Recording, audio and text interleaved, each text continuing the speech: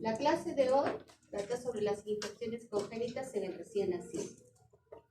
Por favor, la última, la verdad no sé si están acostumbrados a llegar, pero interrumpe que nos abren la puerta, ustedes no se sienten así. ¿Sí?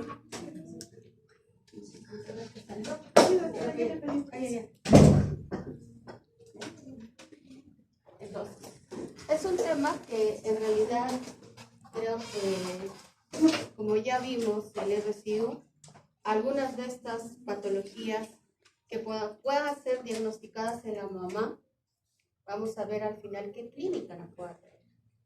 Muchas de ellas va a depender en qué etapa la mamá pueda hacer la infección, también va a depender en qué tipo de trimestre pasa la infección a nuestro producto. ¿Sí? Son muchas. Parte de estas enfermedades se tamizan en la gestante. Ya deben haber visto cuando hemos hecho la historia clínica perinatal, descartamos que VIH, sífilis y hepatitis con una prueba rápida que ahora es de distribución nacional. ¿Sí? Pero todavía nos falta tamizar otras patologías que no están consideradas, ¿no? Y que tienen efectos al final en el producto y que pueden no solamente producir la muerte fetal, malformaciones y otras condiciones que van a conllevar a morbilidades en el producto. ¿Ok? Entonces, ¿cuáles son los objetivos de conocer estas infecciones? Que ustedes puedan identificar los agentes etiológicos y las manifestaciones clínicas de estas principales infecciones, porque son bastantes. No los tocamos todos, porque hay varias que no las tocamos. Conocer cómo podemos abordar, cómo es el tratamiento y cuáles, de repente podemos trabajar las medidas preventivas de estas infecciones, ¿no? Entonces, muchas de ellas abarcan, si hacemos una buena captación de gestante y veamos en ella qué clínica pueda tener y conozcamos, nos puede ayudar mucho, ¿no? Y conocer las secuelas a largo plazo de estas infecciones, porque no es que acaba, yo hago el diagnóstico, le doy tratamiento y se termina, ¿no? Porque a largo plazo tiene complicaciones. Eso, y algunas de ellas también las manifestaciones no necesariamente la vamos a tener ni bien que nazca el bebé. ¿Sí? Entonces, como ya les iba adelantando, estas infecciones, o sea, que transmite la mamá, es un riesgo para este producto que puede producir reabsorción del embrión, abortos, óbitos fetales, malformaciones, y hemos visto la condición que también nos puede hacer que nazca pretérmino, o que este paciente sea un retardo de crecimiento intrauterino y que nos pueda producir una enfermedad aguda intraútero o también en el recién nacido postparto, ¿no? Algunas pueden ser asintomáticos, todo va a depender también de la respuesta inmunológica fetal, ¿sí? Pero las secuelas neurológicas crónicas van a estar presentes en algunas de ellas, ¿sí? O puede ser que nazcan niños sanos o sin secuelas, ¿no? Que podamos tener, eso quisiéramos para todos nuestros bebés, ¿no? Pero no siempre ocurre eso, ¿sí? Entonces ya hemos visto que es producto de esta transmisión vertical que se da de la madre al feto, ¿sí?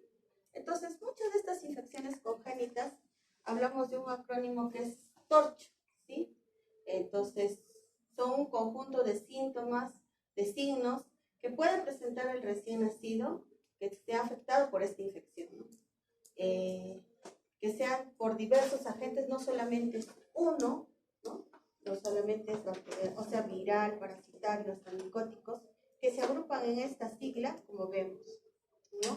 Es la T, que se acuerdan de la toxoplasmosis, la O, de otras infecciones, dentro de ellas está sífilis, varicela, VIH, tuberculosis, Zika, que no tocamos dentro también, en otros países, por ejemplo, toman Chagas. Entonces, va variando según lo que va teniendo el efecto en el cuerpo.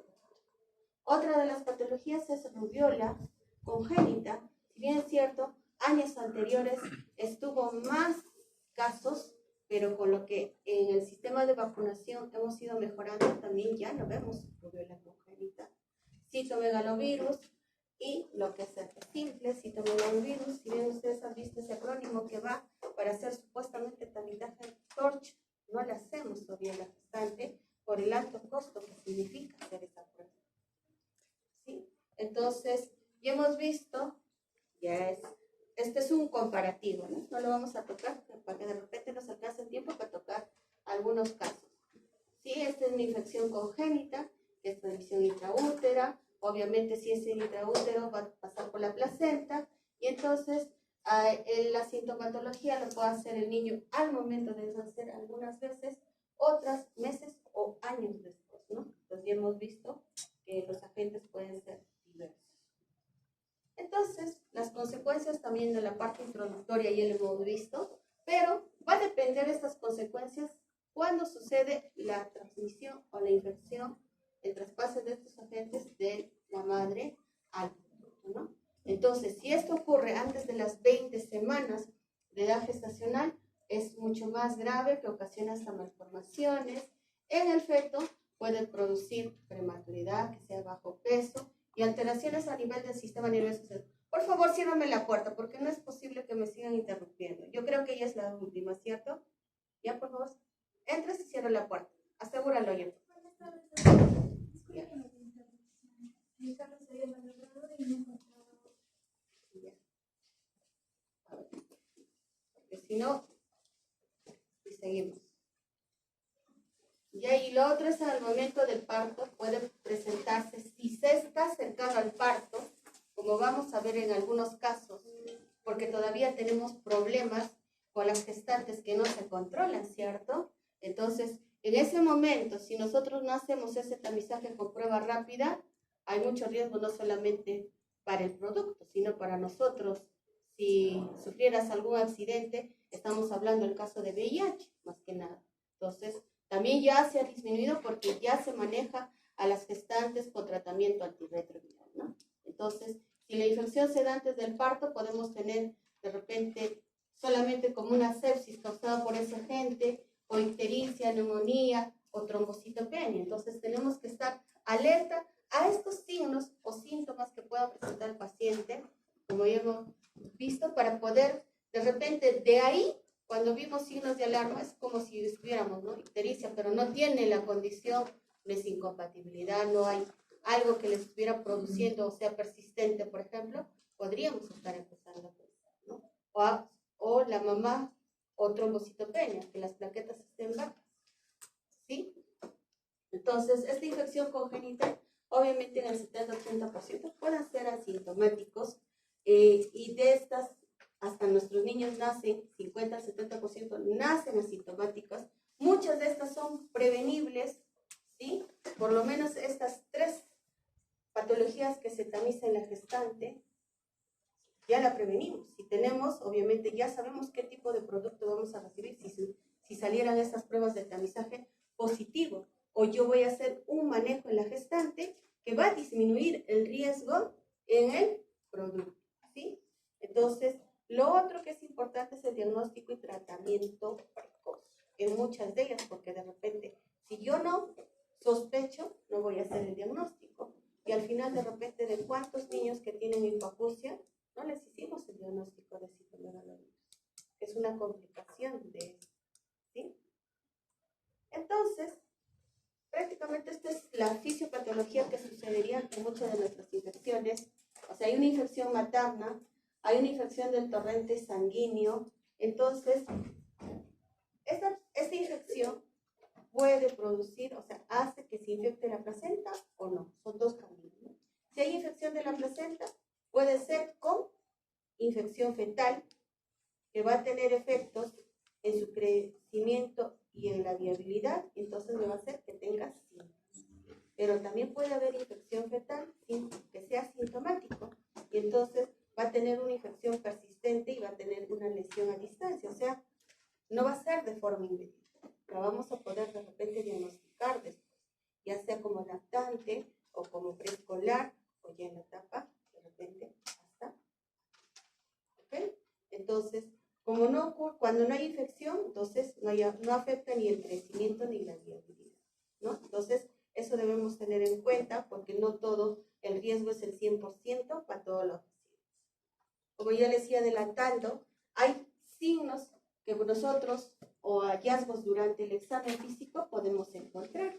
Entonces, una de ellas es ictericia, otro es que yo tengo hepatosplenomegalia o que tenga púrpura trombocitopénica. Entonces, ya no sé si han visto unas lesiones petequiales o algo, y yo veo el examen de plaquetas y está bajo algo, supuestamente que no hay nada, aparentemente, o como ya hemos revisado el tema, que es un RCIO, ¿cierto? Ya tenemos consensos que nos puedan decir, yo puedo decir ahora sí, una vez que nació este bebé, que es un RCIO.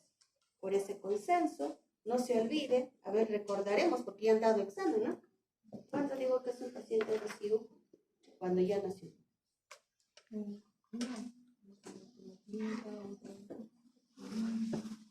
Por la clínica, ven acá. Menos del percentil 3. Menos del percentil 3. ¿Qué más? Tres o de los 5 criterios. O sea, recién fue su examen. O sea, yo puedo decir ya que mi bebé es un RCIO si su peso está debajo del percentil 3 por sí solo, o que cumpla 3 de los 5 criterios, que sabemos, ¿no? Evaluación de peso, talla, perímetro cefálico, si tiene antecedente de RCIO o tiene patología asociada de la mamá, diagnóstico prenatal de RCIO con Doppler o patología materna que pueda ser una infección congénita o preeclampsia. Por favor, no se olviden, mira de que se relaciona ese tema. Entonces, ahora vamos a empezar a hablar de alguna de las patologías que de repente en algún momento que no sospechábamos antes, ¿sí? Entonces, gracias a estas características, por ejemplo, en nuestro hospital, ¿cómo empezamos a sospechar? Cuando apareció todo lo que es Zika en Brasil y empezaron a tener los pacientes microcefalia, un poco de ahí empezamos también a pensar que nuestros pacientes pudieran tener, ¿no? Como no taizados, entonces se empezó a hacer la búsqueda probablemente relacionando microcefalia o un RCIO, que busquemos estas infecciones, pero para poder llegar a un diagnóstico o descartarlas. Entonces vamos a hablar un poco de toxoplasmosis congénita. Dentro de la epidemiología, o sea, yo creo que parte de esto es que puedan hacer de 0.2 a 2 mil nacidos vivos con toxoplasmosis, y de estas 30% puedan tener defectos congénitos y el 70% asintomáticos. Entonces, miren, no es que todo de las 100 mamás que se puedan infectar, no van a nacer 100 hijos con toxoplasmosis, solamente 30. De estos 30, mira que pueden producir defectos congénitos. Obviamente que sí, los defectos congénitos la van a tener probablemente cuando la infección sea muy temprana. Entonces, solamente el 0.5 al 1% de probabilidad de infección durante el embarazo, porque puede ser antes también que se pueda producir esta infección. Entonces hay que ver también, ustedes, yo me imagino, no sé si en qué tema parasitología, me imagino que han tocado este tema y ya saben también las medidas preventivas, ¿no? Entonces, en el 50% tiene la probabilidad de transmisión materna. ¿Ya? Entonces, cuando es inferior durante el primer trimestre, mira, el grado de infección es superior durante el trimestre, pero el grado de afectación fetal es mucho más grave durante el primer trimestre. Entonces, si nosotros hacemos diagnóstico en la etapa de gestación, obviamente que la probabilidad de esta transmisión vamos a reducir al 5%. ¿Bien? Entonces, yo creo que ya conocen las características de este parásito Toxoplasma gondii, ¿sí? Es un intracelular, tiene distribución oblicua, y lo que sí tiene el huésped definitivo, el gato, ¿no? No es que hay que eliminar los gatos, porque si tenemos también gatos, hay que desparasitarlos, hay que hacer el manejo y tener el cuidado de que no se infecte. ¿Cuándo se va a infectar? Cuando se come una rata, o cuando yo le dejo a libre demanda y que se vaya por la calle y regrese, ¿no? Y le permito regresar, ¿no? Al final, quienes se ven afectados va a ser de repente una mujer que está en etapa de gestación, ¿sí? Acá tenemos todas las formas infectantes, ¿no? Ya ustedes lo conocen, vamos a pasarle un poco esto.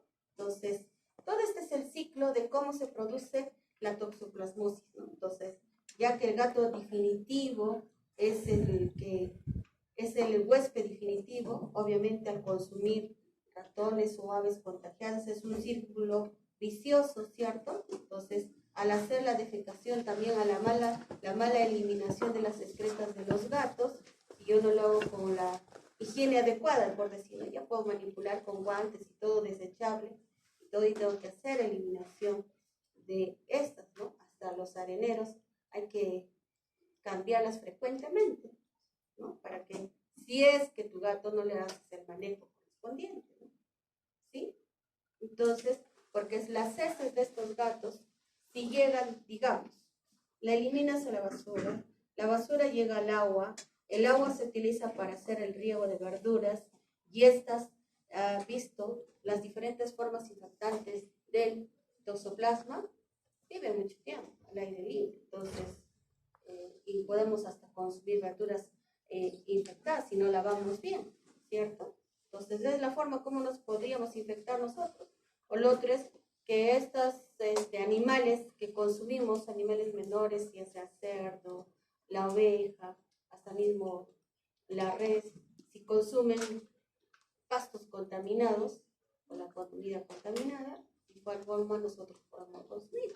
Entonces, es la forma como podríamos contagiarnos, ¿cierto? Y ahí dicen carne cruda, y lo otro a los que les gusta cuando van a comer parrilla, al medio o al tercio normal, no sé cómo lo dicen. ¿Sí? Tendríamos que comer ante la duda bien cocida, ¿cierto? A los que les gusta, y a los que les gustan las plantas también hay que saber manipularlas de repente con guantes, lavarse bien, ¿no? Todo está en que hagamos un buen lavado de manos, ¿ok? Entonces, ¿qué pasa en la gestante?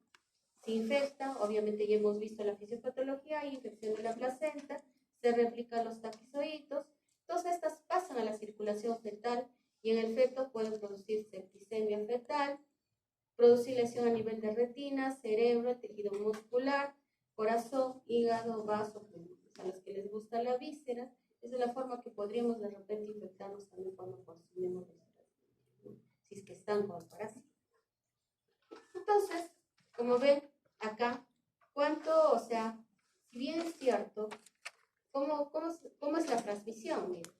Entonces, en el primer trimestre la transmisión vertical está menor de 10%, pero si se infecta uno de ellos, la afectación fetal es el 60%, ¿no? Entonces, vamos lo que vamos a ver con lesiones intracraneales y oculares. A ver, me imagino que han venido leyendo, ¿no? Entonces, ¿qué lesiones oculares pueden encontrar? Corioretinitis. ¿Ya? ¿Qué más podemos encontrar? Si nos dicen cuál es la afectación. Vaya parte, no. A ver. Ya lo dijeron. ¿Por qué con qué más? Hidrocefalia también puede ser. ¿Qué más podemos encontrar? Calcificaciones Calcificaciones. intracerebrales. Entonces, por eso y también es importante cuando se decide el tratamiento a quiénes vamos a dar, ¿cierto? No en esta patología, en otras, dependiendo del tipo de afectación, yo voy a hacer el mismo. Entonces, acá en toxo es, el primer trimestre es baja la tasa de transmisión, pero la afectación es más alta. ¿Sí? ¿Ok? Entonces, el segundo trimestre, 15 a 55%, y la afectación fetal es 25%. La afectación no es grave, podemos sí tener lesiones oculares, ¿no? Y ya en el tercer trimestre, la transmisión vertical es mayor, llega de 55 al 80%, pero la afectación fetal es 15%. Entonces, no hay afectación intracraneal, pero sí podemos tener lesiones oculares.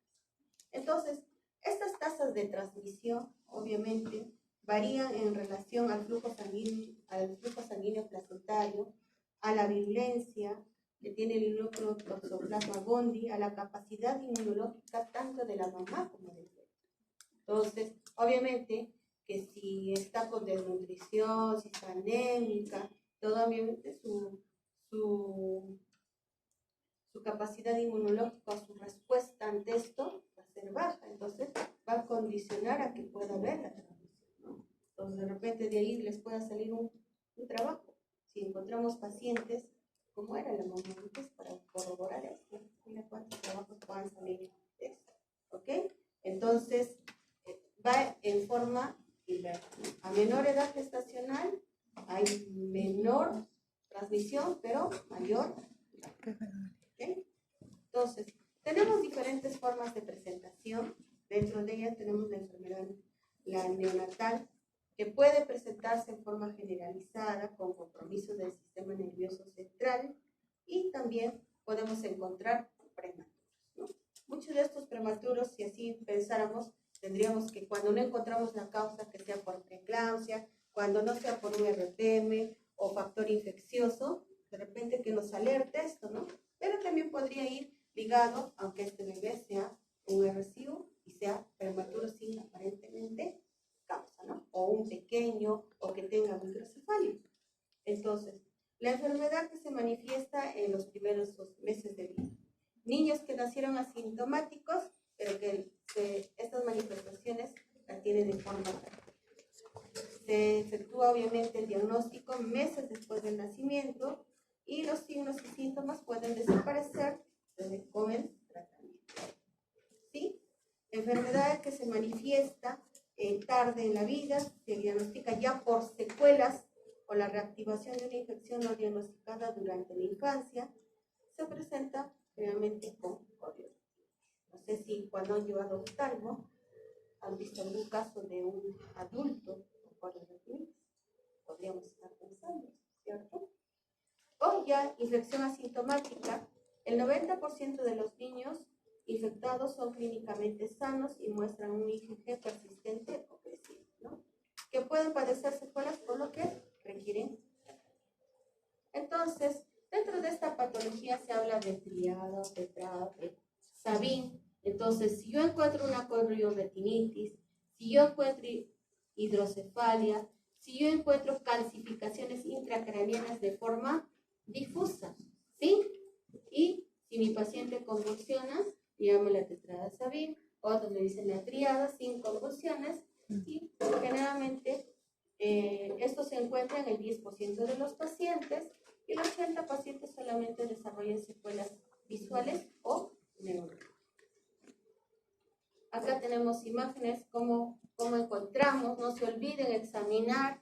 Cuando yo reviso abdomen, no solamente toco con delicadeza, porque cuando todavía tienen un poco de miedo, se supone que con adultos sí lo tengo que hacer con delicadeza. En un bebé, y aprovecho cuando yo reviso si el abdomen está blando, depresible, ver cómo está el hígado, y si puedo ver si se palpa hasta abajo, ¿cierto?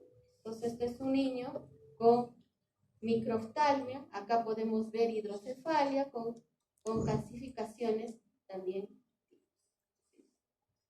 Acá hay otras imágenes que podemos encontrar. No siempre vamos a encontrar calcificaciones y hidrocefalia, solamente podemos, mira, hasta la hidrocefalia. Y ahora cada vez estamos a veces teniendo pacientes con esto, hidrocefalia, calcificaciones múltiples, hasta una calcificación única debe ser sospecha de esto, ¿no? Entonces, o a nivel cuando se le hacen fondo de ojo, puede encontrar el oftalmólogo, porque nosotros no los vamos a ver, la cicatriz única periférica, una cicatriz macular unilateral o cicatrices maculares bilaterales con las que podemos encontrar en un paciente con. Estas son las diversas manifestaciones que puede presentar nuestro paciente. Obviamente es un estudio que hicieron y en orden de frecuencias, ¿no? Si hay una enfermedad neurológica, lo primero que vamos a relacionar es que haya corioretinitis, obviamente a calcificaciones, alteración en el líquido cefalorraquídeo, convulsiones. Obviamente, si hay convulsión, tengo que descartar que no sea por una infección, y al hacer este estudio probablemente encontremos alteraciones del líquido cefalorraquídeo, o pacientes que aparentemente la mamá está bien y encontremos anemia, otra hidrocefalia, ictericia, esplenomegalia, linfadenopatías. En menor porcentaje está microcefalia, cataratas, hasta pacientes con eosinofilia podemos encontrar. Entonces, siempre estemos alerta o microoftalmia, ¿no? Y cuando ya es generalizada, todos los síntomas que ustedes ven, los porcentajes que aparecen, que casi son similares, excepto que hay lo que se agrega, creo que es la fiebre de un paciente, fiebre que no tiene explicación, podríamos encontrar en algunos pacientes, ¿no? Y o una neumonitis o exantemas que podamos encontrar. ¿Ok? Entonces, este es el fluxograma que se hace en una pestaña, ¿no? ¿Por qué le he puesto? Solamente si el PCR, el líquido amniótico, es positivo, recibe tratamiento, entonces hasta el fin del embarazo. Por lo menos saber cuándo debe ser positivo y ver que sí en la gestante podemos utilizar serológicas, que debería hacerse, ¿no? Ya algunos, ya con algunos hallazgos cuando hay ventriculomegalia o hidrocefalia, si la mamá permite hacer estos exámenes, si pueda pagarlos, ¿no? Porque el Estado no los paga. Entonces, ya estamos empezando a hacer la búsqueda también la parte obstétrica. ¿Ok?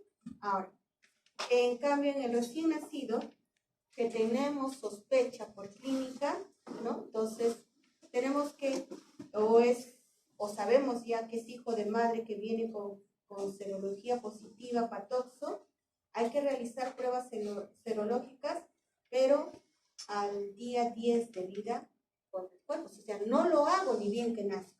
Sí, tengo que hacer al 10º día de vida. ¿Sí? Entonces, eso es lo que nos pide, que hagamos serológicas, IgG, IgM e IgA, ¿no? No sé si en el seguro han visto si hacen IgA, pero en el Carmen solamente tenemos IgM y IgG. ¿Sí? ¿En el seguro le hacen IgA? ¿Quién está rotando en el seguro? Y en este caso, ¿no hay nadie del seguro que rotan haciendo sus prácticas? Jauja. ¿En el salud? ¿No hay nadie en el salud? ¿Seguro? ¿Ah? ¿Ah? ¿No han visto? Pero ya hemos pasado, supuestamente ya han hecho la práctica. Entonces, que sea, y pregunten entonces si hacen. Pero en el Carmen solamente tenemos serológicas, o sea, IgM y IgG, ¿no? Entonces, acá tenemos para ver, si tenemos IgG negativo, hay ausencia de infección congénita. Entonces, negativización en ausencia también de tratamiento una vez que ya se trata. Pero si el IgG sale positivo, como ya habrán visto algunos que ya han pasado por el Carmen, hay muchos pacientes que le piden serológicos, ¿sí? Porque fueron prematuros o RCU, ya hay varios. Entonces, ¿qué dice? Que yo debo, o sea, también que la mamá se debe hacer. El IgG, el IgM, se debe hacer la mamá, ¿sí? En caso salga esto negativo, debe hacer su reacción de cadena de polimerasa líquido cefalorraquídeo. Evaluar las pruebas de Western blot para IgG, que no tenemos, pero si este IgG, o sea, yo le hago las pareadas de la mamá, salen negativos, hay que hacer, pero sí, seguimiento mensual con IgG, ¿ya? Al paciente, hasta los 10 meses de vida. Hay una forma, si persiste, yo le hago hasta los 10 meses, pero si al segundo mes está en incremento y yo encuentro algún signo que persista, yo tengo que probablemente darle tratamiento. O sea, no es que acaben, ¿sí? Porque hacer reacción de cadena de polimerasa en sangre no creo que si tenemos la facilidad con un menor costo y llegar al diagnóstico, lo tenemos que hacer con seguimiento, ¿cierto? Salvo que tenga sintomatología. Pero para eso yo tengo que hacer ciertos exámenes que ahorita lo vamos a ver. Pero si sale IgM, IgA negativo, igual hago el seguimiento, sale negativo, pareo con la mamá y hago el seguimiento solamente con IgG, ¿cierto? Y si ya sale IgM o IgA positivo, entonces hay que tratar, o es un caso confirmado de toxoplasmosis. Igual la persistencia de positividad a los 10 meses de vida, también se confirma el diagnóstico y yo empiezo a dar tratamiento. Entonces, el PCR en sangre no ha sido útil para detectar casos nuevos, pero sí el PCR, por reacción de cadena de polimerasa de líquido cefalorraquídeo, ha tenido mejor sensibilidad.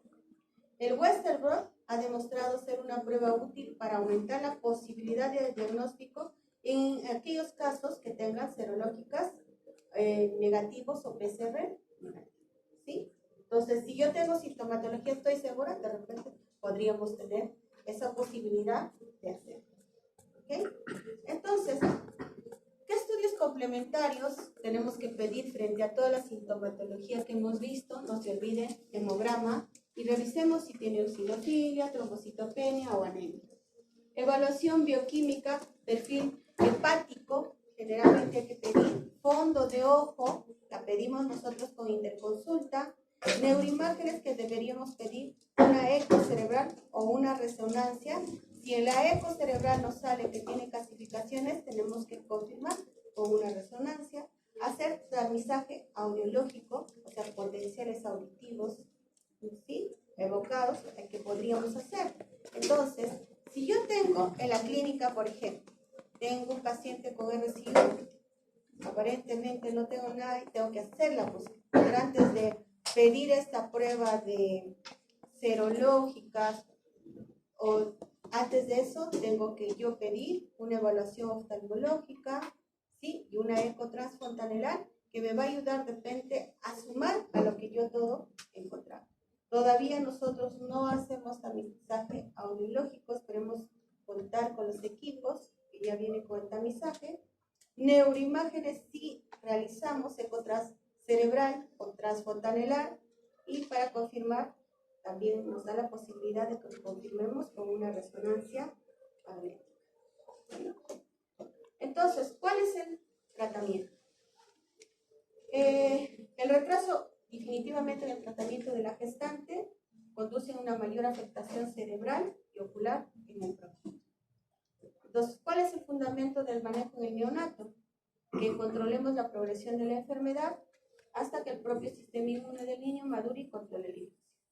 Entonces, ¿en quiénes tratamos? En niños sintomáticos con IgM positivo, en niños sintomáticos con un IgM negativo, obviamente que hago el seguimiento está con IgG, en el recién nacido asintomático con historia de toxoplasmosis, o sea que la mamá ya nos diga por qué ha hecho el virus. ¿Ok? ¿Sí? Entonces, tenemos dos formas de hacer el manejo, de las formas graves y de las formas asintomáticas o leves de estos medicamentos. Dentro del manejo está pirimetamida, sulfadiazina y ácido folínico, ¿sí? Y tenemos dos esquemas para hacer en las formas leves, pirimetamida, sulfadiazina y ácido folínico, o pirimetamida, sulfodoxina más ácido folínico, ¿sí? Entonces, de todas maneras, yo cuando hago el manejo de esta patología tengo que tener evaluación tanto del hemograma, de la hemoglobina, o sea, cuando yo arranque a las 2 semanas y cada mes, ¿no? Por los efectos secundarios que produce esta medicación. ¿Ok? Pero hay otro esquema de esto, de manejar las dosis, y aquí en Perú no tenemos ninguno de estos medicamentos. Entonces, podemos utilizar medicamentos alternativos, como la citromicina, es uno de ellos. Lo otro es toxoplasmosis, también está entrando lo que es clindamicina y lo que es el trimestoprim, que es sulfamethoxazol más trimestoprim, o famoso clotrimazol. Entonces, se está utilizando otros esquemas alternativos porque no tenemos esta medicación dentro de nuestro proyecto. ¿Okay? Entonces, con todo lo que hemos visto, estas serían nuestras medidas preventivas, no solamente para la gestante, sino también para nosotros. No es que no nos podamos hacer una infección, es bien cierto, ya no vamos a hacer corioretinitis, no haremos hidrocefalia, pero nos puede dar otra sintomatología. Entonces, que comamos la carne bien cocida, lavar los vegetales, y comer las frutas peladas, evitar el contacto con gatos y desinfectar su lugar de defecación, evitar comer huevos crudos o leche no pasteurizada, porque hay otros lugares, ni bien que extraen la leche, les gusta tomar tibio directo de la vaca, ¿cierto? Entonces, hay que, no sé, los que tienen sus granjas, sus estancias, no sé. Entonces, la evaluación costo-beneficio que indica que las pruebas mensuales durante la gestación y las pruebas confirmatorias en el recién nacido hace que mejore la oportunidad y el tratamiento de la toxicación, ¿no? Al final, reducir los gastos de secuelas que podamos manejar estos pacientes. Imagínense manejar un paciente con toda esta patología o un bebé, que significaría, al parecer, no valoran todavía ese costo, pero esperemos que más adelante podamos tener la oportunidad de que ya hablemos con ustedes cuando ya estén ejerciendo la carrera, digamos, ya tenemos la misma. ¿Ok? Entonces, hablando ya sobre el pronóstico, ¿sí? Los niños con mucha afectación al nacimiento pueden tener desarrollo normal posterior o presentar alteraciones como en los diferentes estudios se han hecho sordera en 15%, retraso mental en el 87%, convulsiones, espasticidad y parálisis y trastornos de luz. ¿Sí? Entonces, el retraso, como hemos visto, se asocia más a estas todas secuelas. Entonces, también no nos olvidemos del seguimiento, ¿no? No es que ya diagnosticamos, terminamos el tratamiento. ¿Cuánto tiempo es el tratamiento? Un año, ¿sí? Si nosotros empezamos el tratamiento no es una semana, un mes, es un año, ¿sí? Ahora, el seguimiento va a ser oftalmológico, tanto por un neurólogo, manejo, o sea, seguimiento con pruebas serológicas, que sea cada 2, 3 meses hasta que demostrar si el paciente está infectado o no, que hemos visto que podemos hacer este seguimiento. Y en los pacientes que han recibido tratamiento, pedir al mes a los 3 meses, ¿no? Y continuamente hasta el año. ¿Ok? Vamos a ver otra patología que es citomegalovirus. Entonces, acá podemos tener todas las características de este virus, que es un ADN bicatenario, que tiene cápside viral de simetría icosaédrica y una envoltura viral, que pertenece a la familia herpes virus humano, está dentro de la subfamilia beta herpes viridae, infecta las células epiteliales endoteliales del músculo liso y células del sistema nervioso central. Tiene propiedades biológicas de latencia y reactivación y es específico. Entonces, ¿qué con respecto a la epidemiología en citomegalovirus? Es una infección viral congénita común, causa pérdida auditiva neurosensorial, que no es hereditaria, causa discapacidad de desarrollo neurológico en los niños, el 0.2 al 6% de los nacidos vivos puede infectarse, o 1 de cada 200 nacen ya con citomegalovirus congénito, y 1 de cada 5 tienen defectos de nacimiento y a largo plazo. Entonces, la transmisión de infección materno al feto, en una prima infección se da del 30 a 40%, y cuando hay una reinfección o reactivación en esta gestante, puede darse la transmisión en 1 al 2%. La transmisión es vertical, hay riesgo de complicaciones fetales y neonatales. La transmisión congénita, obviamente transplacentaria o perinatal, que hemos visto, puede ser transplacentaria o perinatal. ¿Cómo la transmitimos? A nivel por leche materna, ¿sí? Cuando vieron, por eso es que la leche materna no puede ser compartida de una mamá para otro bebé, ¿sí? Entonces no podemos hacer eso. O sea, de la mamá para su bebé, nada.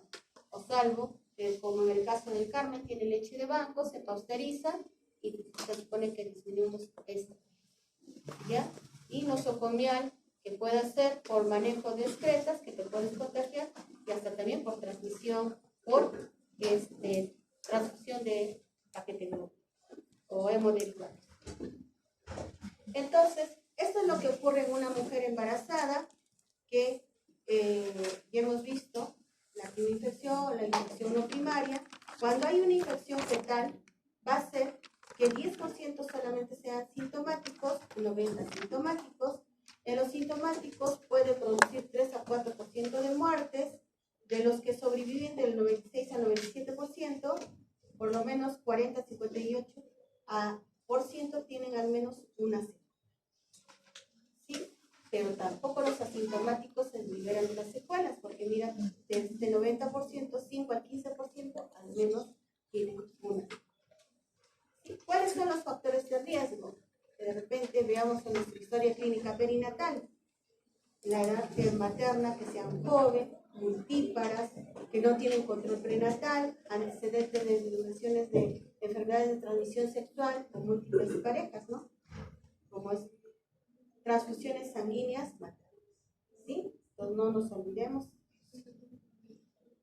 Como vemos, el citomegalovirus daña al feto por lesión celular fetal directa inducida por los productos genéticos patológicos virales codificados.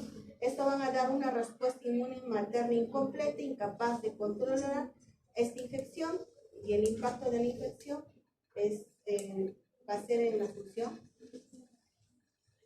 Entonces, ¿qué alteraciones fetales podemos encontrar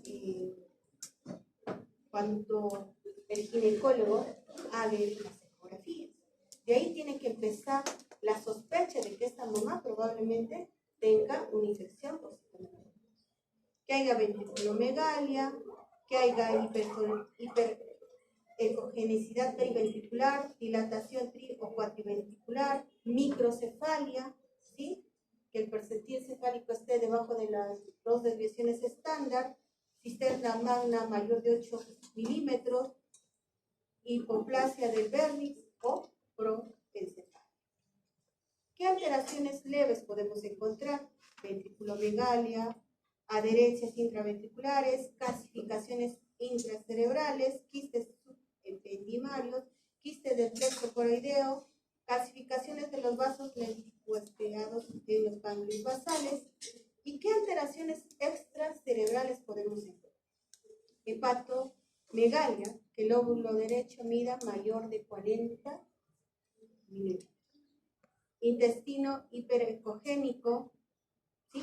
Esplenomegalia, y hemos hablado de la restricción de crecimiento fetal, oligoamios, polidramios, ascitis, derrame pleural, hidrox, placetomegalia, calcificaciones hepáticas o quiste hepática. O sea, mira que desde ahí, obviamente, que empieza la sospecha diagnóstica, ¿no? Porque la mamá a veces son asintomáticos, ¿sí? Entonces, de este 15 a 10% que nace asintomáticos, no va a tener secuelas. El 35% va a ser una hipoacusia neurosensorial, 2/3 van a tener déficit neurológico y el 4% pueden morir en el periodo. ¿Sí? Entonces, ¿cómo clasificamos al recién nacido con infección por citomegalovirus? Un recién nacido sintomático grave, un recién nacido sintomático moderado, un recién nacido sintomático leve o un recién nacido verdaderamente.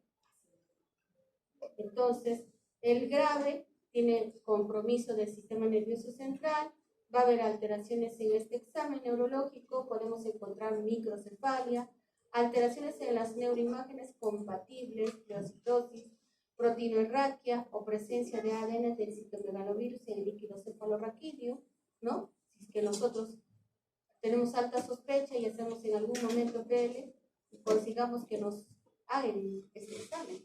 Corioretinitis o hipoacusia neurosensorial único bilateral independiente de la severidad. Compromiso de un órgano o multiorgánico, vamos a tener sepsis viral, miocarditis, hepatitis grave. Por eso es que pedimos también en esto, tanto como toxo, vamos a pedir pruebas hepáticas, hepatoesplenomegalia, neumonía, enterocolitis, trombocitopenia severa, que es menos de 25.000 plaquetas, o un síndrome hematofagósico. El moderado, obviamente, su compromiso va a ser moderado pero persistente por más de 2 semanas, solamente de un órgano específico compatible con infección con citomegalovirus. El sintomático leve va a tener, o sea, una sintomatología transitoria, por ejemplo, aumento de transaminasas, leve hepatomegalia o trombocitopenia leve, con resolución espontánea en 2 semanas, ¿no? O que sea un recién nacido pequeño para la edad gestacional sin otra alteración. Obviamente, si tú tienes un sintomático verdaderamente asintomático, no encuentras nada, ¿cierto? Entonces, dentro de todos los exámenes, no hay ningún hallazgo compatible con esto. Entonces, acá tenemos las diferentes formas de presentación, los signos, los porcentajes que se puedan encontrar en una infección por citomegalovirus. Y se encuentra en mayor porcentaje si nosotros encontramos petequias o púrpuras. Entonces, ictericia, no se olviden, hepatoesplenomegalia, que sea pequeño para la edad gestacional, ¿no? O sea, no necesariamente que sea un RCU, solamente, y que sea pequeño, que nos empiece a empezar con este hallazgo, a empezar a buscar otros signos que pueden acompañar, y sea esto el caso, microcefalia, perímetro cefálico, obviamente debajo de 2 desviaciones estándar para la edad gestacional, según los cuadros que tenemos o las curvas que tenemos, o en un recién nacido a término para nosotros es microcefálico, menos de 32 centímetros. Que tengamos signos neurológicos como letargia, hipotonía, o que haya convulsiones o reflejos de succión pobre o débil reflejo de succión, también sería otro hallazgo acompañante. Y corioretinitis, definitivamente que necesitamos también de la evaluación oftalmológica. ¿Qué hallazgos laboratoriales podemos tener? Aumento de las transaminasas, hiperbilirubinemia conjugada, o sea, directa, ¿no? De esta hiperbilirubinemia, o sea, la directa va a estar elevada. Cuando decimos que es directa, mayor de 2 miligramos por decilitro. O dentro del hemograma que encontremos plaquetas menos de 100.000, anemia, neutropenia ya, o sea, cuando tenemos el control menos de 1500, o neutropenia severa menos de 500, ¿sí? Entonces, dentro de nuestra, ahora van a ver, cuando se hace el hemograma hay un diferenciado de celular, y veamos que esto sea bajo.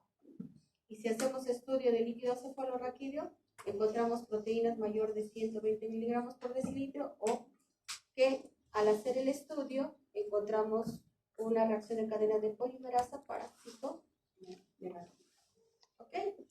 Entonces, ya han visto los compromisos que tiene, ya hemos estado adelantando, tanto el sintomático como el asintomático, también tiene secuelas, ¿no? Dentro de ellas son la hipoacusia neurosensorial, retardo mental, parálisis cerebral, efectos visuales, y en el asintomático puede acompañarse microcefalia y lo que es corioretinitis. Entonces, el diagnóstico, tanto en la gestante y el feto, casi nosotros no lo vamos a tocar, pero para que lo puedan revisar, está en las diapositivas. ¿Qué nos interesa hacer nuestro diagnóstico en el recién nacido? ¿Cómo llegamos a hacer nuestro diagnóstico? Entonces, nosotros sí necesitamos confirmar. La confirmación, como puedan ver, las serológicas IgM te indica una infección aguda, pero puede ser falsamente negativa en el 50%. El IgG refleja el paso de anticuerpos maternos a través de la masa. O sea, con un IgG con citomegalovirus, yo no puedo decir, ese paciente tiene la infección. Lo que tengo que hacer es pedir una prueba confirmatoria, que es el PCR o reacción de cadena de polimerasa en tiempo real, que lo hacemos en orina y que tenemos que solicitarlo antes de los 21 días. ¿Sí? Antes de los 21 días. Ya han visto que toxoplasmosis, si tengo signos característicos, ¿cuándo tengo que hacer la prueba? A los 10 días. ¿Sí? Acá, o sea, si saliva, yo tengo PCR, requiere confirmación, y la confirmación y la prueba más utilizada, que tiene mejor sensibilidad y especificidad, es el PCR en orina, ¿no? A nosotros nos están permitiendo hacerla, entonces en el caso, pero es un proceso que requiere hacer informe todo, pero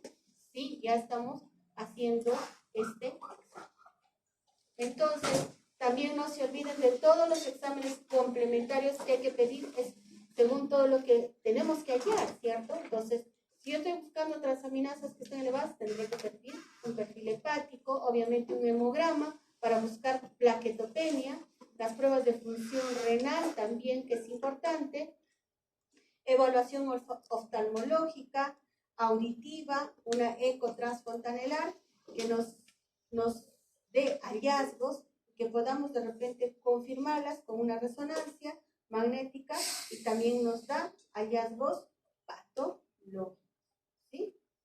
Entonces, acá vemos un neonato de un día de vida con ictericia colestática, con manchas de arándanos, para que puedan ver en esta foto, en la región frontal, consistente en hematopoiesis extramedular después de una infección por citomegalovirus. Acá tenemos un paciente con microcefalia, algunos ya han visto, no sé si este grupo, tenemos un paciente con microcefalia en el carne, bien marcado para que no se olviden. Ya no está en intermedios B, ya está en intermedios C. ¿Sí? Entonces, a estos pacientes también hay que pedirle, esto es una eco transfontanelar que podamos ver, ¿sí? Y vemos ventrícula lateral izquierdo con calcificaciones, como puedan ver en la foto, y en la tomografía hay calcificaciones periventriculares que puedan ver alrededor, ¿no? Es cierto que ahora ya hemos disminuido tomar tomografía por la irradiación en nuestros pequeños, les tomamos resonancia, es un poco más tedioso, pero nos ha permitido, antes no había, pues, han empezado, estas imágenes son de casos que están dentro de las bibliografías. ¿Ok? Entonces, ¿cuál es el manejo? Si yo tengo ya un paciente con compromiso y he hecho todas las pruebas, el manejo va a depender cómo esté mi paciente, si tiene buena tolerancia oral. Acá también nos habla de todos los exámenes que ya hemos visto, ¿no? Pero que nos centremos acá, porque ya este es un sintomático, dice valganciclovir, que yo puedo dar a 16 miligramos por kilodosis cada 12 horas, vía oral, o ganciclovir, que doy a 6 miligramos kilodosis cada 12 horas, que es endovenoso. Voy a ajustar obviamente la dosis según su función renal y peso, y el tratamiento es por 6 meses. ¿Ok? Salvo que no tenga tanta sintomatología y otras bibliografías que hablan, esto es más que nada para un compromiso neurológico. Si no tuviera un compromiso neurológico, otras bibliografías hablan de un tratamiento de 6 semanas. Obviamente, lo otro interesante es el monitoreo del tratamiento. También tenemos que pedir controles de un hemograma por los efectos secundarios que tiene el uso de estos medicamentos. Entonces, a los 7 o 15 días y luego cada 6 semanas, luego cada 6 meses, ¿no? El seguimiento a largo plazo de un paciente asintomático tiene que ser de forma clínica, que haya evaluación auditiva, que haya evaluación oftalmológica, neurológica y dental, ¿no? Como está en detalle. Y este fluxograma está dentro de la bibliografía de la guía latinoamericana última, que está dentro de lo que se les ha colgado en la bibliografía para que ustedes lo puedan revisar con un poco más de. Ahora, ¿qué es del asintomático? Aún no se ha demostrado beneficio en estos pacientes, pero sí tiene que tener seguimiento a largo plazo, tanto clínico, auditivo, oftalmológico, neurológico y dental, similar al síntoma. ¿Ok? Entonces, para ver. Entonces, ¿cuáles son las medidas preventivas que debemos tener en este caso? O para nosotros mismos tampoco evitar. La transmisión por transfusión sanguínea puede prevenirse si realmente tamizaran, pero si ustedes ven nuestra norma, no tamizan las muestras del paquete molecular. Hay otras patologías que sí se tamizan. Si no es posible, la sangre debe filtrarse, o lo otro es, hacen otro ya manejo, pero no está instaurado para todas las unidades de banco, solamente la tienen en Lima, que es la radiación que se les hace a paquete globular, que se utiliza en pacientes neonatos, ¿no? Y lo otro es el manejo de secreciones, tanto de orina, saliva y otros líquidos. La atención a la higiene como el lavado de las manos puede restringir, obviamente, esta transmisión. Entonces, por favor, tienen que, si es cierto, nosotros ya han visto que cuando se ingresa una unidad hay que estar lavándonos la mano constantemente. Si yo examino a otro paciente, por eso les pedimos ahí que las uñas sean cortas para que no haya germen y lavarse como debe ser. ¿Ok? Otra patología es el herpes simple. Sí, yo creo que esta parte, si no, no nos va a alcanzar el tiempo, la voy a pasar rápido, ¿les parece? Si quiero analizar un caso. Vamos a pasar a la epidemiología. Se puede tener una infección neonatal entre 3 al 30 por cada 100.000 nacidos vivos en Estados Unidos, pero en Países Bajos ha habido una incidencia de 1.65 a 3.2 por 100.000 nacidos vivos. Esta infección es infrecuente, obviamente no la vemos seguido. Las madres deben cruzar con una primoinfección cercana al término del embarazo y que excreten el virus al momento del parto tiene un mayor riesgo, ¿no? Entonces, hijos de madre con reinfección se pueden infectar 25%, hijos con madre con infección recurrente el 2%. Las infecciones genitales son por virus herpes tipo 1 o tipo 2, son de alta prevalencia en el mundo entero, ¿no? Entonces, estos son los tipos de afectación tanto del herpes tipo 1 tipo 2. El tipo 1 es más frecuente que podamos ver, es a nivel orofaringe, conjuntiva, la córnea, la piel. Ocurre generalmente en la infancia, entonces probablemente en el siguiente ciclo van a ver herpes en los niños pediátricos, ¿no? Y la tipo 2 es afectación del tracto genital, o sea, en el adulto, o como nuestra madre gestante, que puede ser el 50% asintomático y se transmite, obviamente, ya saben que por día ¿sí? Entonces, hasta que esté seguro, obviamente, de su pareja, ¿cierto? Que se corten mal. Ya. Obviamente, en el herpes, cuando ya la gestante tiene, entonces va a depender la indicación de parto. Generalmente se indica que nazcan por cesárea cuando hay lesiones genitales activas, primarias o recurrentes, o la mamá está con síndromes prodrómicos, o hay ruptura de membrana, o en el trabajo de parto que han tenido herpes genital primario en las últimas 6 semanas. Estas son las características para indicar cesárea. ¿Sí? Entonces, puede ocurrir en tres formas de infectarse nuestro neonato, ¿sí? Intrauterino en 5%, perinatal en el 85% y postnatal en el 10%, ¿no? En el intrauterino a causa de una infección primaria, pero generalmente se van asociando a abortos o una infección congénita que podamos tener.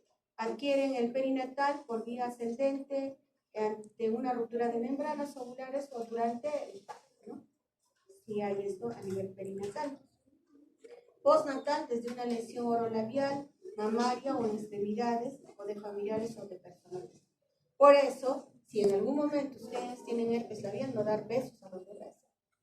¿Sí? ¿Ya? Están viendo cómo se pueden contagiar. Pues hay que tener cuidado. Nadie dice que pueda tener un herpes labial, ¿no? Es un tipo 1. O los niños pequeños que puedan tener este tipo de infección y entonces por eso evitar. Una vez que haya esta transmisión, consideramos congénita, que es poco frecuente, ocurre obviamente infección en la gestante, en el nacimiento, ¿qué vamos a observar en nuestro bebé? ¿No? Podemos tener lesiones cutáneas, lesiones neurológicas y oculares. Entonces, hay lesiones activas, cicatrización, aplasia cutis. Si en algún momento ustedes han visto una aplasia cutis en imágenes cuando vean el examen físico, ¿cierto? Entonces también que nos hace sospechar que pueda ser que haya tenido o hiperpigmentación o hipopigmentación. Neurológicos, que nuestro bebé nazca con microcefalia, que también podemos encontrar calcificaciones intracraneales, hidraanencefalia, ¿no? Es otro que estamos teniendo hallazgos. Corioretinitis, microoftalmia, atrofia óptica. Bueno, por ejemplo, les comento, tuvimos un paciente que vino, trasladado de Iztapipo, si no me equivoco, para manejo de infección. El bebé llega, convulsiona, pero no tenía microcefalia, no tenía hidrocefalia, aparentemente por el perímetro cefálico, una convulsión medio rara. Primero sospechamos que era una asfixia, y al final se toma la eco transfontanelar y sale un embolo. Imagínate, es un para estar buscando, pero es lo único que tenía. Y la hidrocefalia no solamente es del herpes, sino de también, a que se acompaña, que hemos visto, ¿en dónde hemos visto? Toxo. ¿Sí? Entonces, a veces estos casos también casi un poco más se ve, no sé si es por manejo de higiene en la selva, que no todas las poblaciones tienen agua potable, de repente no utilizan, ¿no? O el lavado de manos no está. Entonces, ¿cómo se puede presentar en nuestro bebé esta infección por herpes? Puede ser una enfermedad piel, ojo y boca del 45%, afectación del sistema nervioso central del 30%, o una enfermedad, ¿no? 25%. Entonces, ¿cuáles son estas características?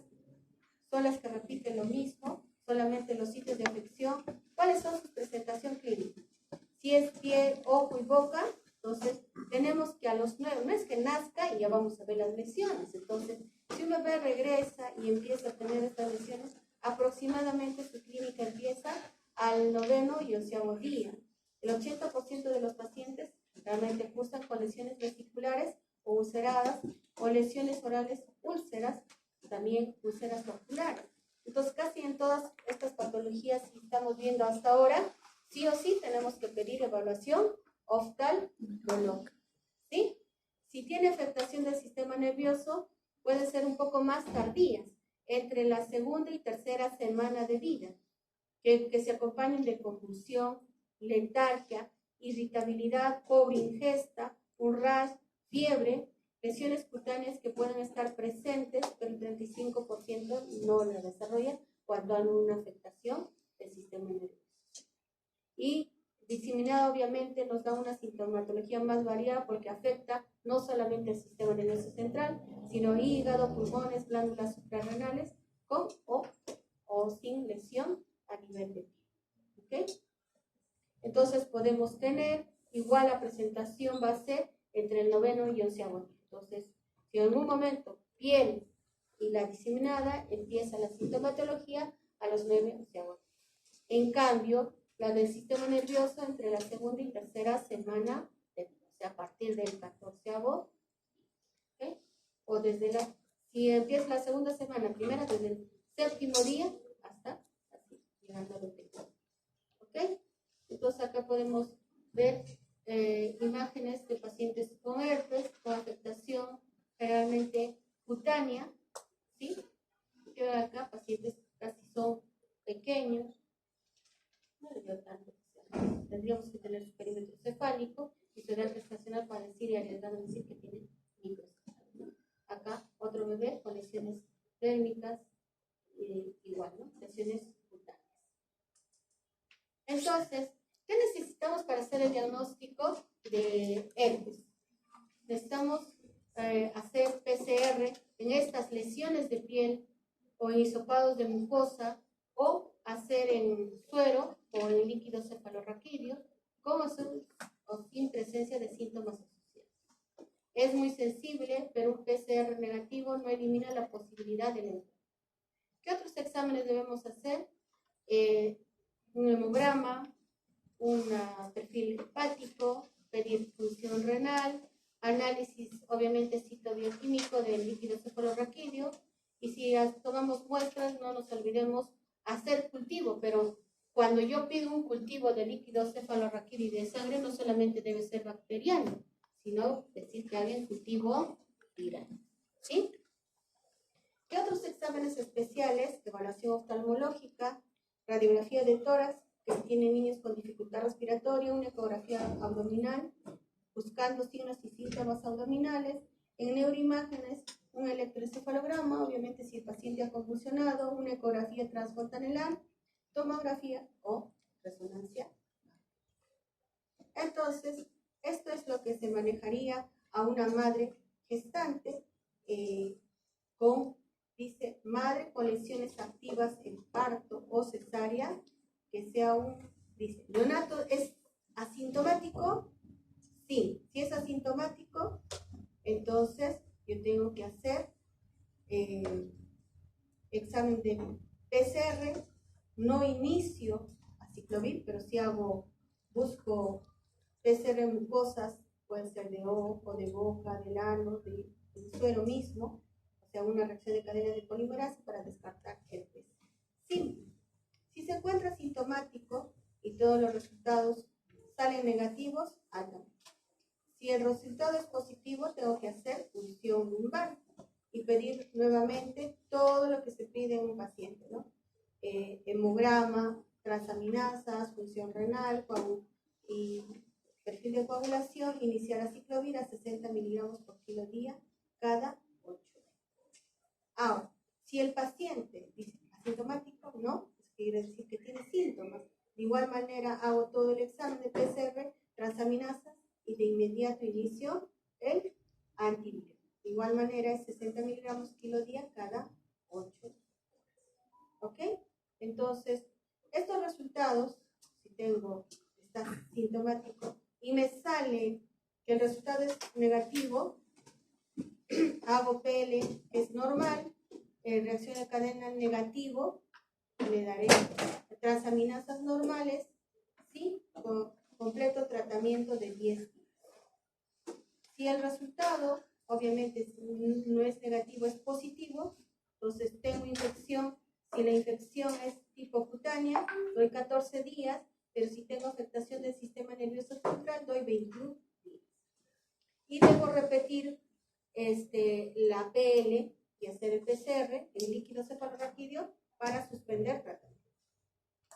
Si es una infección genital materna recurrente, el resultado negativo, suspendo el aciclovir, educación familiar sobre signos y síntomas de la enfermedad y seguimiento estricto hasta a las 6 semanas. ¿Ok? Entonces, como hemos visto, el seguimiento por neurología, por el riesgo de retraso del desarrollo psicomotor, microcefalia, paresia, espasticidad, epilepsia, o dificultad en el aprendizaje de este niño, ¿no? Evaluación oftalmológica para buscar ceguera cortical, cicatrices, o lesiones corioretinianas, atrofia óptica, cataratas, necrosis retiniana aguda, alteraciones oculológicas. Evaluación audiológica también por el riesgo de sordera neurosensorial y por infectología para el seguimiento de antiviral y posible recurrencia. ¿Ok? Entonces, la prevención, si hay una infección primaria durante las primeras semanas de periparto, o sea, abstinencia sexual, si tiene herpes genital, ¿no? Y aciclovir en el embarazo, se recomiendan infecciones diseminadas o con síntomas graves en la gestación. Otra patología es rubiola congénita, como ya les adelantaba, es una patología que ya poco lo vemos, pero tiene riesgo principalmente después de la infección materna en el primer trimestre. Obviamente baja este riesgo en el segundo trimestre y nuevamente asciende, pero no llega a lo que es el primero, porque el primer trimestre era un riesgo de 80 a 100%, y en el tercer trimestre llega solamente al 60%. Entonces, ya sabemos cuál es el agente, qué características tiene. Entonces, la transmisión de la vía transplacentaria se produce obviamente a partir de una primoinfección materna para sospechar un síndrome de rubiola. Entonces, este virus puede producir una vasculitis necrotizante progresiva y una respuesta focal inflamatoria, y entonces producir aborto, muerte fetal o el síndrome de rubiola. ¿No? En la gestante, ¿qué síntomas puede tener? Malestar general, fiebre, cefalea, artralgias o rinoconjuntivitis, y puede debutar o aparecer posteriormente una erupción cutánea. ¿No?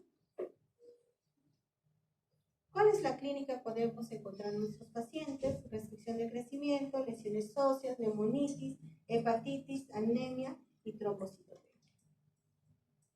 Entonces, Esta clínica la podemos también dividir por los defectos a nivel del sistema nervioso central que puede producir sordera neurosensorial. Ya estamos viendo casi las 4 patologías, si bien cierto, no en la intensidad como el citomegalovirus, pero esta es la siguiente y de ahí en menor grado herpes y tos.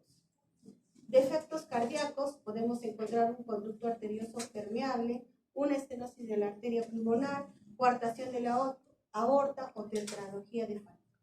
Oculares, cataratas, microoftalmia, opacidad corneal y glaucoma.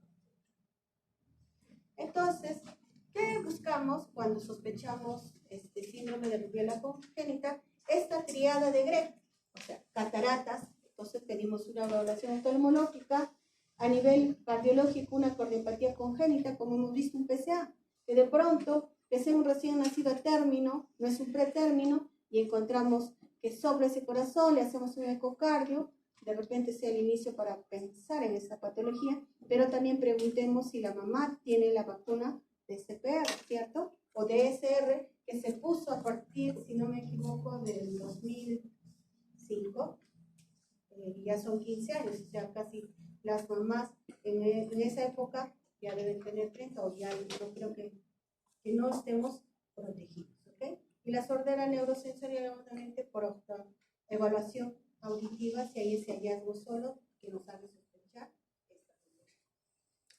Entonces, hay mnemotecnia, como lo que dice Coco, afecta su cabeza, va a estar microcefálico, en los ojos va a tener cataratas, en el corazón ductos persistentes y en el oído sordera, ¿no? La imagen del Coco sí o ¿sí? Entonces, la complicación más frecuente es la sordera. Coco lo tiene. ¿Sí? Aquí hay imágenes de hallazgos ya de casos antiguos, de repente, hallazgos cutáneos y oftalmológicos, erupción purpúricos de Murphy, de arándanos, donde también lo vimos en citomegalovirus y cataratas. Entonces podemos tener similar allá, pero cataratas no vamos a tener un citomegalovirus, sino chorioretinite. ¿Sí? Entonces acá ya vemos un lactante de 10 meses con retraso de crecimiento, ductus arterioso permeable, retraso psicomotor, obviamente secundario a esta rubiola. Y esto es un recién nacido con afectaciones dérmicas de una rubiola. Imagínense, tenemos manifestaciones tardías, diabetes, hipertensión, panencefalitis y trastornos de comportamiento. El diagnóstico debemos hacerlo con aislamiento del virus, ya sea por cultivo o un PCR.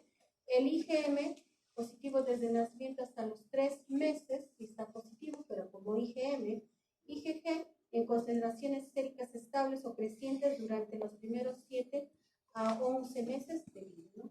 También yo le puedo hacer el seguimiento, si solamente tengo un IgG, pero tengo que hacerlo continuamente.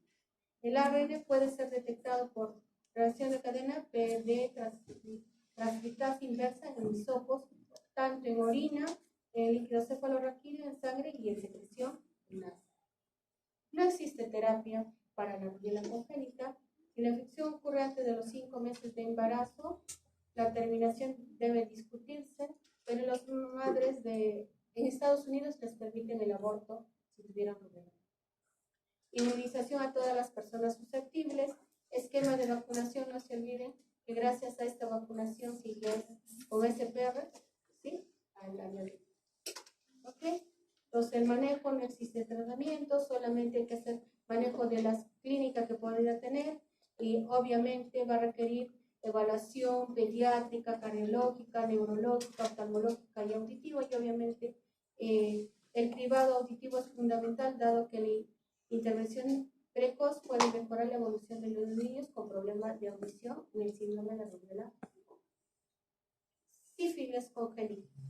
Sí, yo creo que yo no voy a tratar más que de repente, de frente vamos a ir al manejo por el tiempo. ¿Hasta qué hora es? 4 y cuarto, ¿no? 25. 4 y 25. No, 4 y 15. 4 y media. 4 y media. Sí. 4 y media entre el otro grupo. Hasta 4 y 25. Ya, vamos a tocar ciertos puntos que a mí me interesan porque el resto de la característica, yo creo que en infectología o en que tocaron, probablemente, ¿no? Pero como ya hemos dicho, prevenir? Sí, porque se tamiza todo.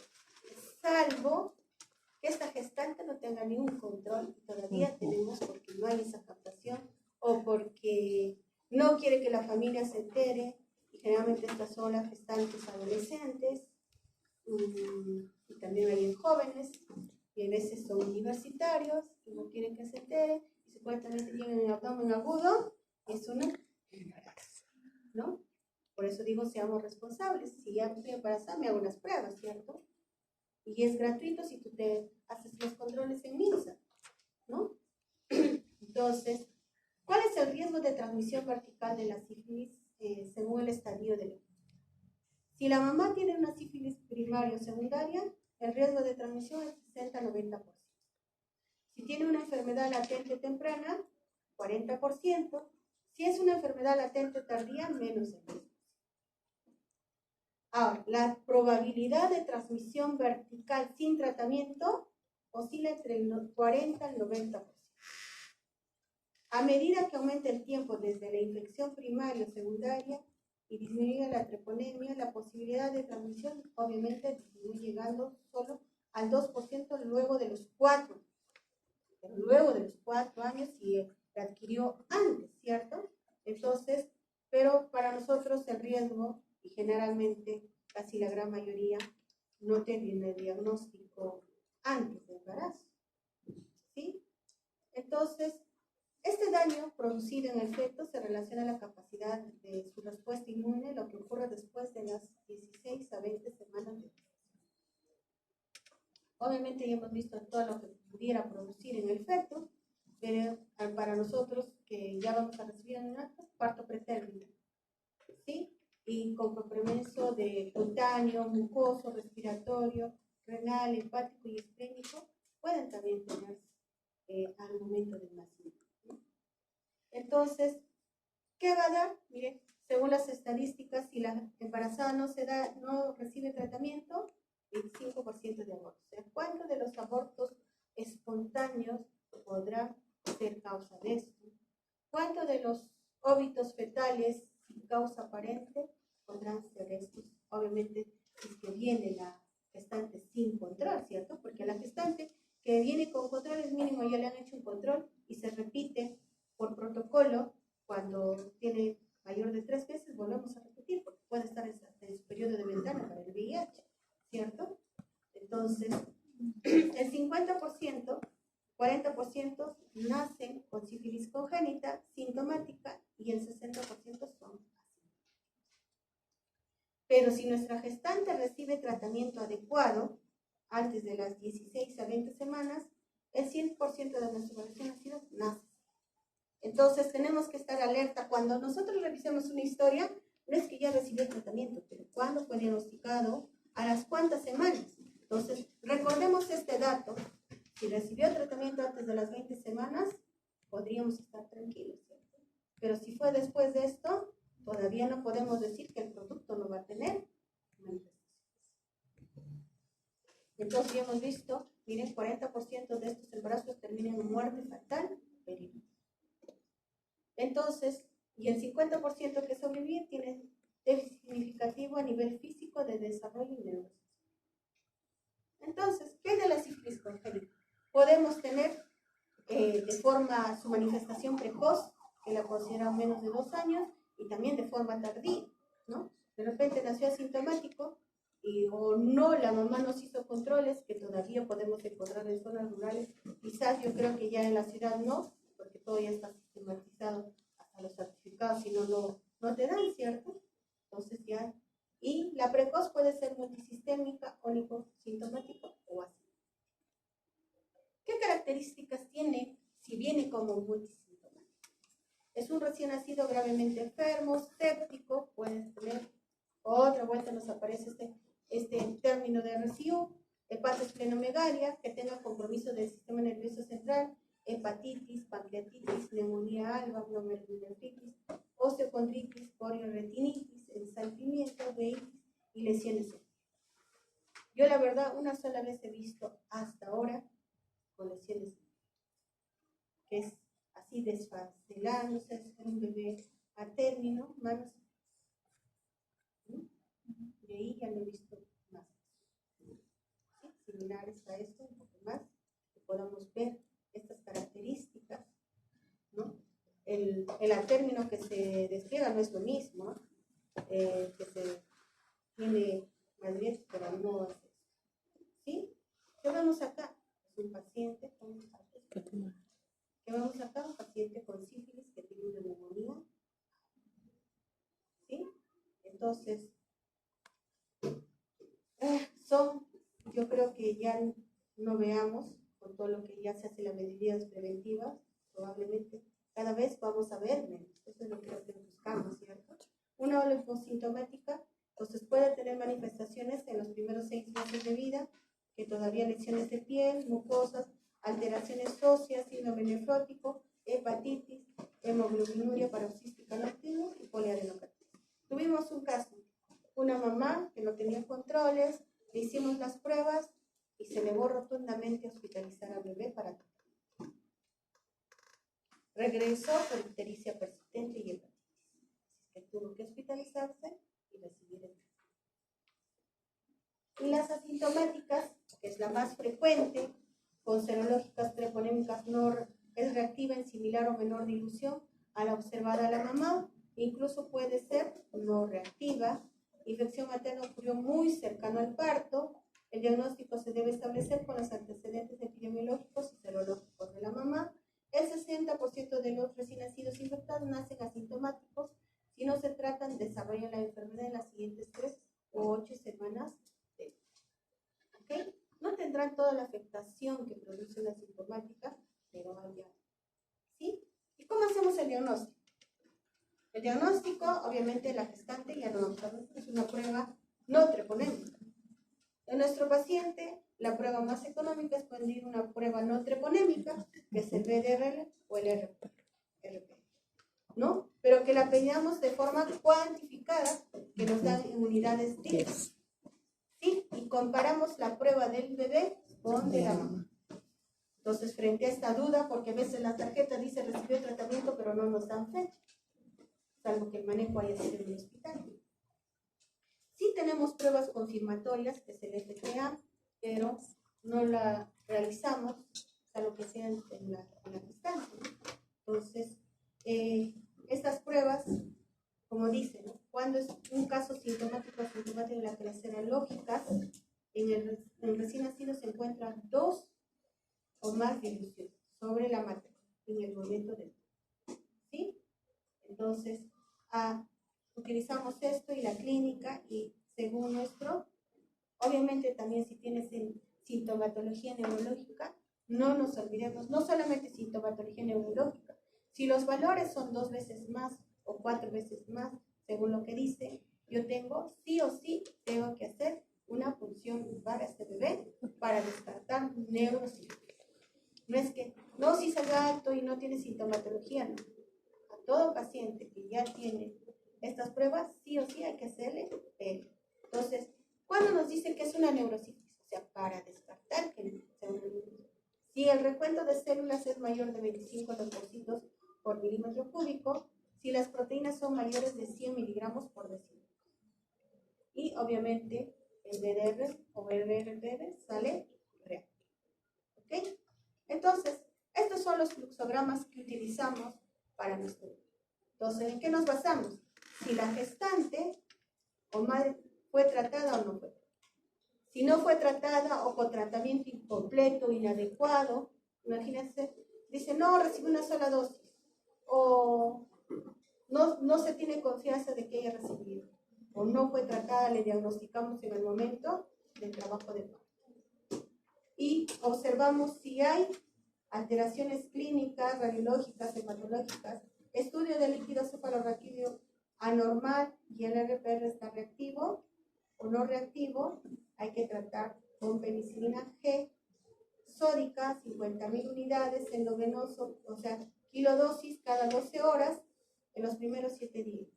A partir del 8º día de vida, damos cada 8. ¿Sí? Si tenemos líquido cefalorraquídeo normal, es una neurosífilis y el tratamiento es 14 días. Si tienen alteraciones clínicas radiológicas, sí, pero líquido normal, tratamos solamente 10 días. Ahora, si hay ausencia de clínica, no tenemos todo, no sale negativo, sí podemos darle una dosis de penicilina benzatínica 50.000 unidades intramuscular como dosis. ¿Ok?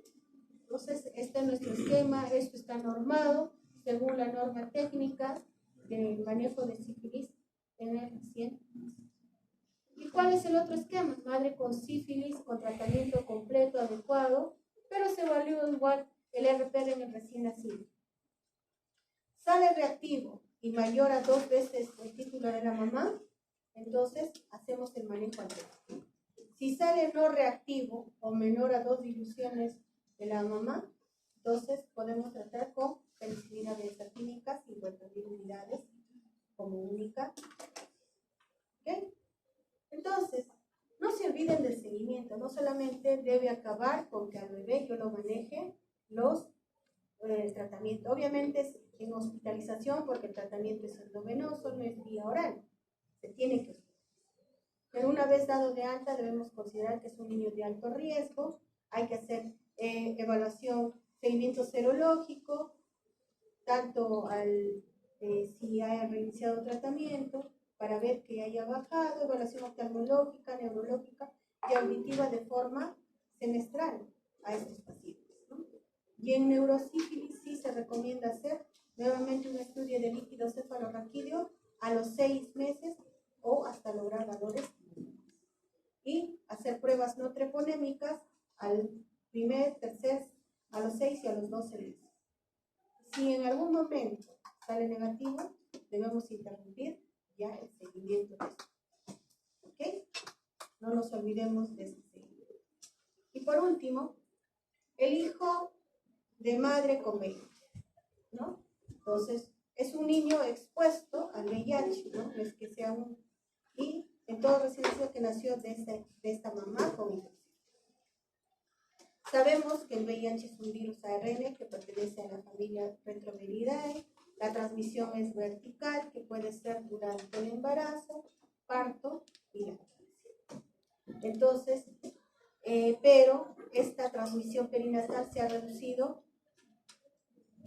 ampliamente con este tratamiento antirretroviral.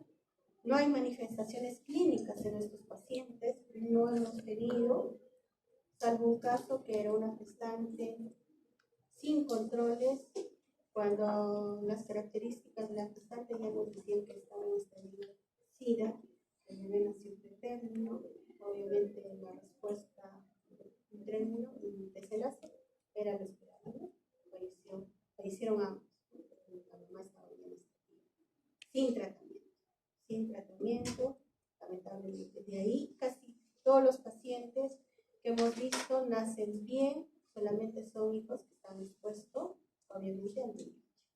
Entonces, como vemos, todas las medidas preventivas que se ha dado ya y están normados en nuestro sistema de salud, ha hecho que sea esta reducción, que es diagnóstico temprano. Obviamente, si yo hago un diagnóstico temprano, voy a dar antirretroviral a la mamá. Durante el parto, sabemos que nacen la gran mayoría por cesárea, pero también tenemos que ya pueden nacer por parto vaginal, pero tiene una condición, es la carga viral. ¿Sí? Eso es muy importante. Entonces, esperemos que mucho tiempo, porque hasta que se vaya el estudio de carga viral hasta Lima, obviamente sí nos demora, ¿no? A la gestancia. Y el otro está contraindicada la lactancia materna. ¿Sí? Eso ya vieron en la... Entonces, se pide tanto la carga viral, el recuento de CD4, ver cómo está y ver todas estas afecciones que pueda tener la mamá, lactancia materna y mastitis, ¿no? Entonces, ver la condición, si está en una infección aguda, todo esto se valora para determinar también, pero la gran mayoría es por cesárea, ¿sí? Entonces, ¿qué depende de hacer un diagnóstico de la gestante? O sea, que sea definitivamente, ni bien que captemos a la paciente, pero no nos olvidemos, a veces puede haber periodo de ventana y se vuelve a repetir las pruebas en el momento del parto, si es que llegan sin examen, inmediatamente después del parto, también si es que ya pasaron el tiempo promedio, ¿sí?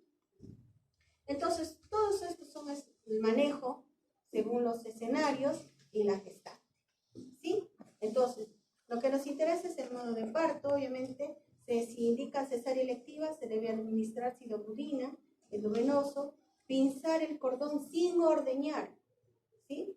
Y parto vaginal está indicado si la carga viral está a menos de 1000 copias por mililitro, 4 semanas antes de la fecha probable de parto, y que la dilatación, cuando ya nos llega el trabajo de parto, si está mayor de 4, también entra, obviamente, a parto.